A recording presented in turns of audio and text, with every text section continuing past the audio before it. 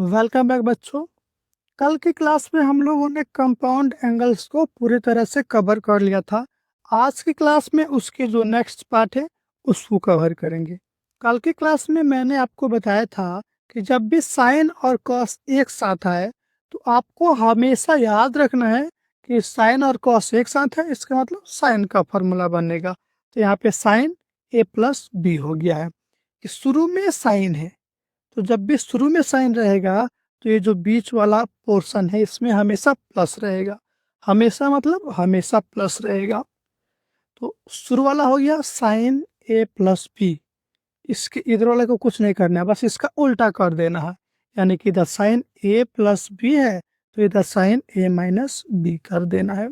चलिए अब इस वाले को देखते हैं।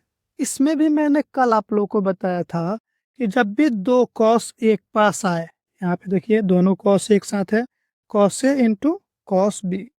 तो कॉस जब एक साथ रहता है तो हमेशा हमेशा हमेशा कॉस का फॉर्मूला बनता है। तो यहाँ पे कॉस बना है कॉस ए प्लस बी, ठीक है। और यहाँ पे दोनों ही कॉस है, ठीक है, इसीलिए यहाँ पे आएगा प्लस। दोनों कॉस है इसलिए प्लस। फिर वही बात हो गया, यहाँ पे कॉस ए प्लस बी है तो इधर वाले पोर्शन को याद करने की जरूरत नहीं है, बस शुरू वाले का उल्टा कर देना है। यानी कि इधर कॉस ए प्लस बी है तो इधर कॉस ए माइनस बी कर दीजिए। चलिए इस वाले को देखते हैं। इसमें भी साइन और कॉस एक साथ आया हुआ है। तो जब भी साइन और कॉस एक साथ आता है तो आपको तो याद रखना है कि साइन का फॉर्मूला बनेगा, क्योंकि साइन और कॉस एक साथ आया है तो साइन ए प्लस बी बनेगा। मैंने यहाँ ऊपर जो बताया था कि पहले साइन है इसीलिए यहाँ पे प्लस आएगा, ठीक है। लेकिन यहाँ पे देखिए पहले तो कॉस है इसीलिए यहाँ पे क्या आएगा, माइनस आएगा, ठीक है। और इस वाले पार्ट के लिए साइन ए प्लस बी है, इधर वाले के लिए इसका उल्टा कर दीजिए साइन ए माइनस बी, ठीक है। नीचे वाला देखिए दोनों साइन है इंटू साइन बी।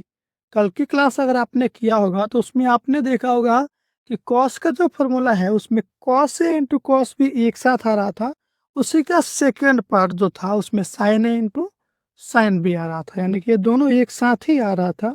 इसीलिए यहाँ पे कॉस का फॉर्मूला बन गया है कॉस ए प्लस बी।